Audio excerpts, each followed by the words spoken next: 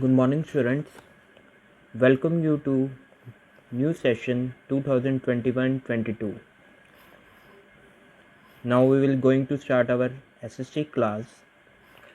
In the first class of SST, we will discuss geography chapter first, that is our environment.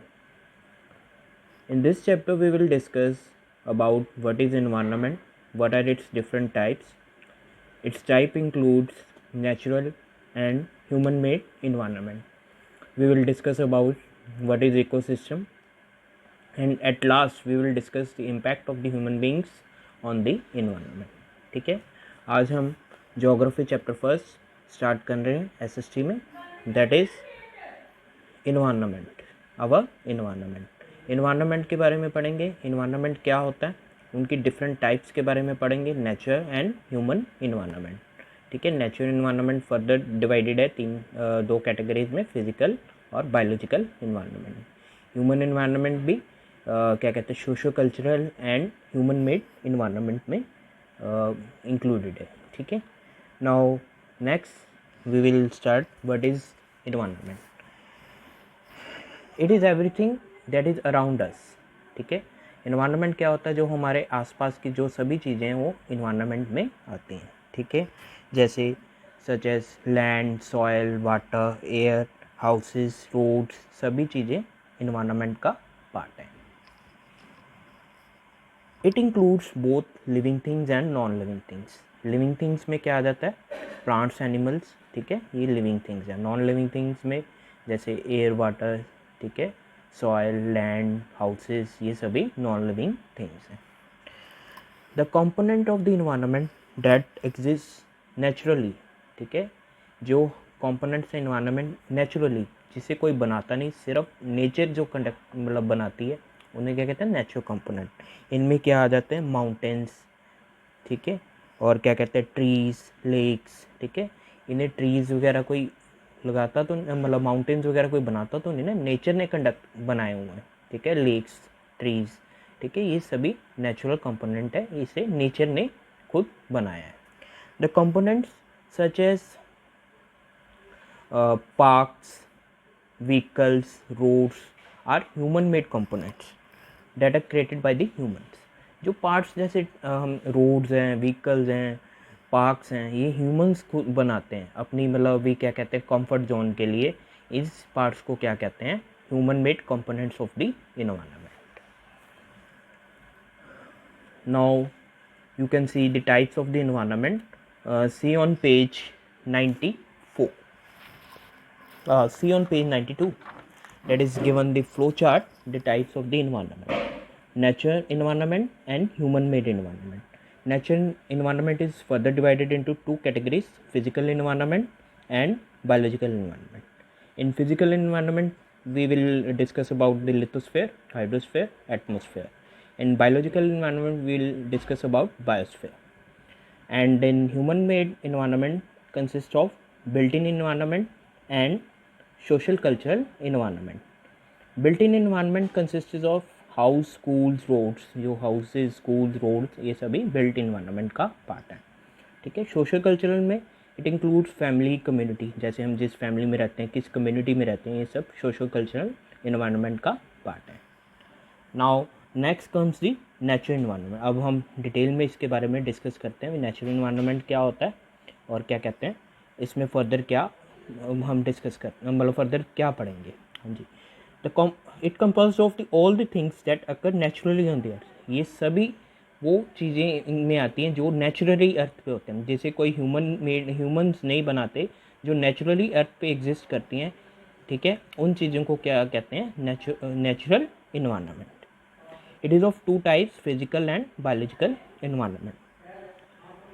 First, physical environment, it includes all the non living thing, जो इनमें सभी non living things आती हैं। ठीक है, जिनकी life नहीं होती। ठीक है, such as land, water, soil, air. ठीक है, ये सभी चीज़ें नॉन लिविंग थिंग्स हैं।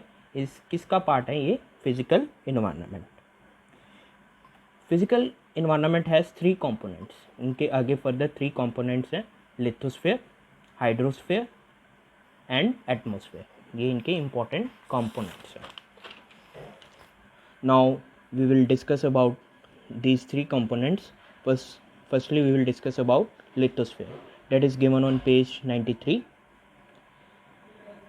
It is lithosphere is hard outermost layer of the earth. जो अर्थ की outermost layer, अर्थ के हम ना स्ट्रक्चर के बारे में पढ़ेंगे, the interior of the earth, next chapter में. इसमें आप बेसिकली ये समझ सकते हो, जो अर्थ का आउटरमोस्ट सरफेस है, हार्ड सरफेस होता है, उसे क्या कहते हैं, लिथोस्फेयर. ठीक है. और जो लिथोस्फेयर वर्ड है ये कहाँ से ड्राइव किया गया है, Greek word lithos which means stone, पत्थर, जिसे हम क्या कहते हैं, स्टोन, पत्थर कहते हैं. लिथोस मीन्स ग्रीक वर्ड से लिया गया which means stone. It is also called the crust of the earth. Earth की तीन क्रस्ट, मेंटल कोर, तीन लेयर्स हैं, इसलिए जो हार्ड आउटर मोस्ट लेयर है इसलिए इसे क्या कहते हैं, क्रस्ट कहा जाता है. It is mainly made up of different land forms. इसमें कई डिफरेंट लैंड फॉर्म्स कंसिस्ट होते हैं, जैसे माउंटेन्स, प्लेन्स, प्लेट्यूज. ये सभी किसका पार्ट है, लिथोस्फेयर. माउंटेन्स जैसे हम इधर चले जाएं श्रीनगर वगैरह वाली साइड, ये सारा माउंटेन रीजन्स हैं.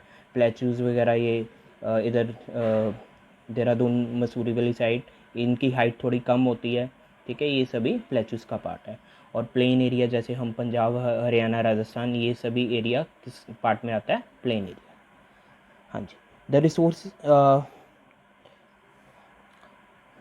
The resources such as minerals, land are also obtain from the lithosphere.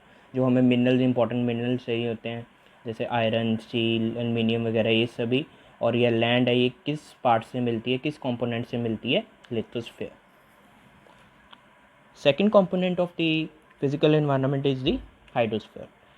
It make up the total amount of the water on the अर्थ. जितना भी वाटर अर्थ पे है वो किस पार्ट का, किस कंपोनेंट में आता है, hydrosphere. It is also derived from the Greek word hydros which means water. ये भी ग्रीक वर्ड हाइड्रो से बना हुआ है, जिसका क्या कहते हैं, मीन्स है वाटर. ठीक है, वो लिथोस था, उसका मीन्स क्या था, स्टोन. और ये हाइड्रो है, ये भी ग्रीक वर्ड हाइड्रो से ऑब्टेन किया गया है, जिस विच मीन्स वाटर. ठीक है, इसलिए इसे हाइड्रोस्फेयर कहा जाता है. It includes water on the earth, below the earth surface and in the air. इसमें वाटर तीन तरह से पाया जाता है, ग्राउंड में, जो हमारे ग्राउंड में, और कुछ वाटर हम बिलो, जैसे ट्यूबवेल्स वगैरह से हम निकालते हैं, और कुछ वाटर हमारी एयर में होता है in the form of vapours. ये सभी पार्ट क्या कहते हैं, हाइड्रोस्फेयर का पार्ट है. ठीक है, it includes water on the earth, water on the ground, below the ground and in the atmosphere. Around 71% of the earth surface is covered by water. हमने, आप लोग साइंस में या ईवीएस में भी पढ़ा होगा, अर्थ के 71% जो अर्थ का सरफेस है वाटर से कवर्ड किया गया, और 29% जो वाटर अर्थ का सरफेस है it is covered by land या रॉक, स्टोन से. इसलिए ज़्यादा, it is the largest component of the physical environment, क्योंकि ज़्यादा मेजॉरिटी पोर्शन किससे कवर्ड किया गया, हाइड्रोस्फेयर से और वाटर से. And it is one of the essential component for the survival of living organisms such as plants, animals, humans. ये एक बहुत important part है ह्यूमन सर्वाइवल्स के लिए, प्लांट्स के, एनिमल्स के. अगर वाटर नहीं होगा तो ह्यूमंस, एनिमल्स या प्लांट्स का सर्वाइवल पॉसिबल ही नहीं है. वाटर उन्हें किसी ना किसी लेवल पे हमेशा चाहिए ही चाहिए. Next, third component of the physical environment is atmosphere.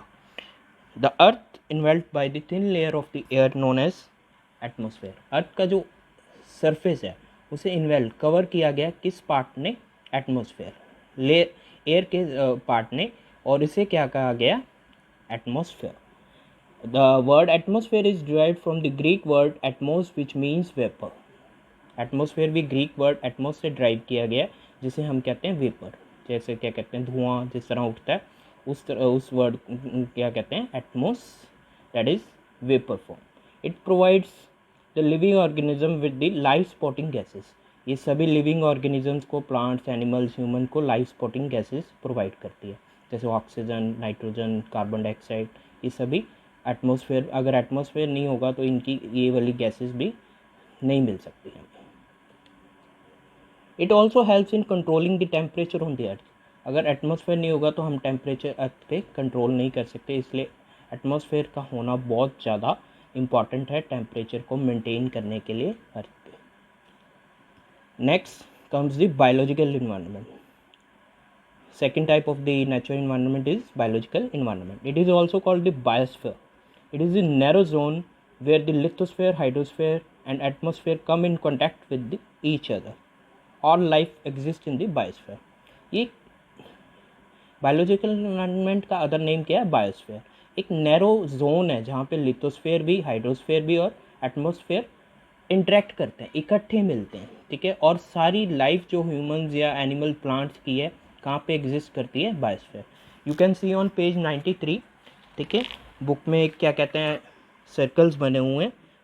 Brown colour में लिथोस्फीयर शो किया गया, ब्लू कलर में हाइड्रोस्फीयर और येलो कलर में एटमॉस्फेयर। जहाँ पे ये तीनों इंटरेक्ट करते हैं, सेंटर में ग्रीन कलर के बॉक्स में बायोस्फीयर दिया गया, ठीक है। यहाँ पे एक एसेंशियल कंपोनेंट्स है जहाँ पे ह्यूमंस की लाइफ का सर्वाइवल होता है। Humans, plants, all living organisms, मैं ह्यूमंस नहीं कहता, सारे living, whether it is plants, animals और humans.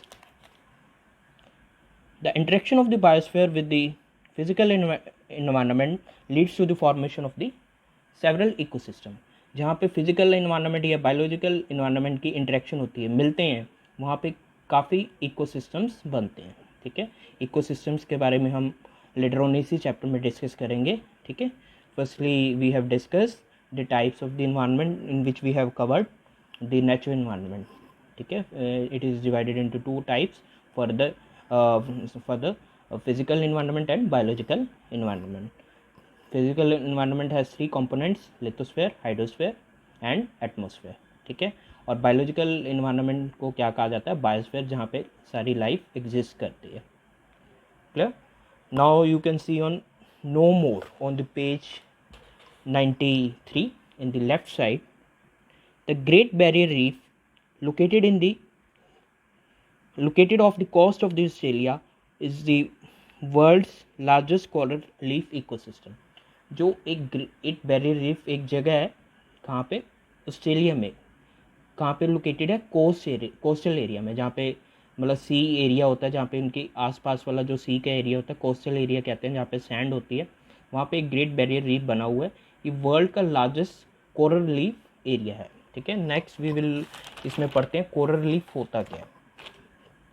Coral leaf are the home to the variety of the plants and animals and microscopic life। Coral leaves क्या है?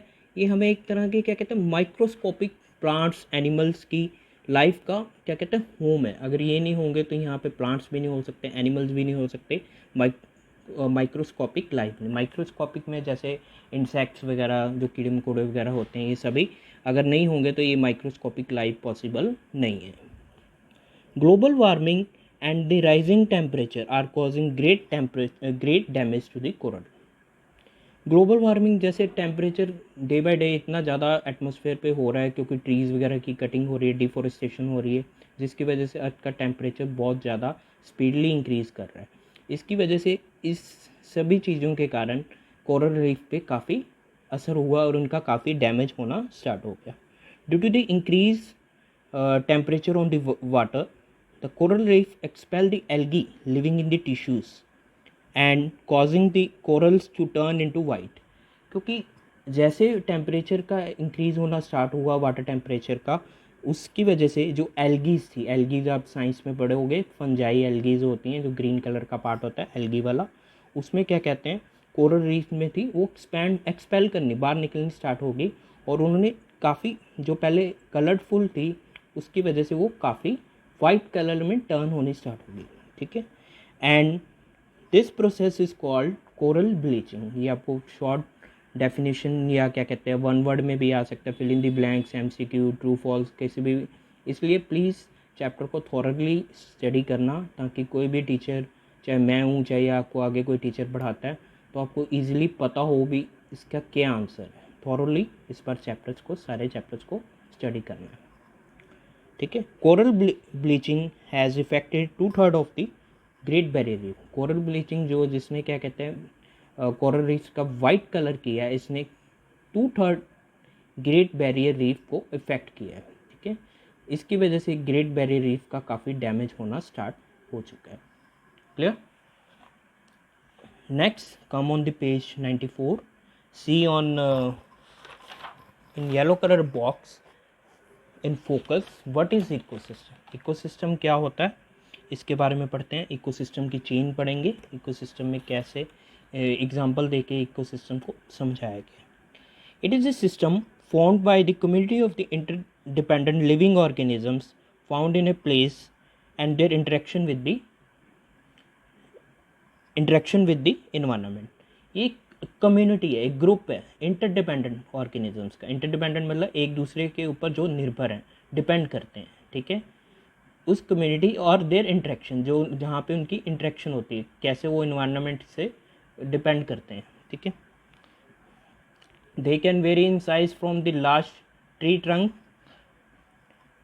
large rainforest area to the small tree trunk area. उनके size काफ़ी very करते हैं, बड़ा भी हो सकता है, छोटा भी हो सकता है. लार्ज एरिया होगा रेन फॉरेस्ट जितना, जितना पूरा फॉरेस्ट कवर करे, या स्मॉल ट्री ट्रंक एरिया जो क्या कहते हैं कवर करे. ठीक है, इसलिए इकोसिस्टम वेरी करता है. Every part of the ecosystem is interconnected. If one part is affected then the whole ecosystem will get affected. जो सभी इकोसिस्टम के जो पार्ट्स हैं इंटरकनेक्टेड होते हैं. अगर किसी एक पार्ट पे इफेक्ट पड़ेगा तो सारा ही सारा इकोसिस्टम डिस्टर्ब हो जाएगा. Let's now see the example of the ecosystem. For example, see a dead tree trunk begin to decay in a warm and moist environment. जो डेड ट्री ट्रंक, जो तना होता है ट्री का, वो अगर डिके करना मतलब ख़त्म होना स्टार्ट कैसे होता है, मॉइस्ट एंड वार्म टेम्परेचर में. जब थोड़ा गीला टेम्परेचर होता है, वार्म होता है, काफ़ी गर्म टेम्परेचर, उसमें वो डिके करना मतलब इसका डिकम्पोज होना स्टार्ट हो जाता है. The decaying tree provides the food for the mushroom and other fungi. जो डिकेइंग ट्री है, जो डिकम्पोजिंग ट्री है, वो किसको प्रोवाइड करता है फूड, फंजाई या मशरूम को. इनके लिए फूड लेके आता है. And the fungi provide food for insects. Fungi हैं वो फर्दर प्रोवाइड फूड किसको प्रोवाइड करते हैं, इंसेक्ट्स को. ठीक है, इंसेक्ट्स के लिए प्रोवाइड करते हैं food.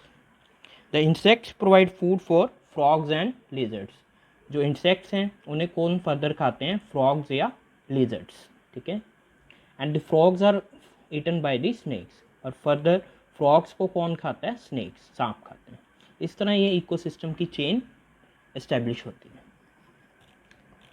If any element of the ecosystem is taken out, the whole ecosystem gets affected. अगर कोई भी एलिमेंट इनमें से ले लिए जाए तो सारे का सारा ecosystem gets affected.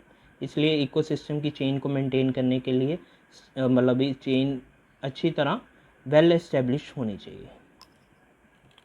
So suppose in the absence of the moisture the mushrooms and the other fungi will not grow. अगर मॉइस्चर या वार्म टेम्परेचर नहीं होगा तो वो क्या कहते हैं, डेड डिकेइंग ट्री प्रोवाइड नहीं करेगी फूड, इसलिए मशरूम या फंजाई ग्रो नहीं करेंगे. ठीक है, by that no insects, frogs and snake will make their homes. जिसकी वजह से ना ही इंसेक्ट्स अपना होम बना सकते हैं, ना ही फ्रॉग्स बना सकते हैं, ना ही स्नेक्स. ठीक है, and there is no possibility of the existence of the ecosystem. जिसकी वजह से इकोसिस्टम की एग्जिस्टेंस पॉसिबल ही नहीं है. इसलिए अगर एलिमेंट्स प्रॉपरली मेंटेन नहीं होंगे तो इकोसिस्टम की क्या कहते हैं प्रॉपर मतलब प्रॉपर सिस्टमेटिकली ये मेंटेन नहीं रह सकते. Now we will discuss the main type of the environment. Firstly we have discuss natural and the second type of the environment is the human environment. This environment is one that is created and modified by the human beings. ये किसने बनाया है और create या modify किया, human being. अगर human beings नहीं होंगे तो ये ह्यूमन इन्वायरमेंट पॉसिबल नहीं है. It consist of the built in environment and socio cultural environment. इसके फर्दर टू टाइप्स हैं, built in environment and socio cultural environment. The built in environment consist of all the physical things that are created by the humans. ये सभी वो चीज़ें consist करता है जिसे humans ने बनाया, जैसे roads, houses, schools, transport system. इन सभी चीज़ें कौन से इन्वायरमेंट का पार्ट है, बिल्ट इन इन्वायरमेंट, क्योंकि इन्होंने इन सभी चीज़ों को ह्यूमंस ने खुद बनाया.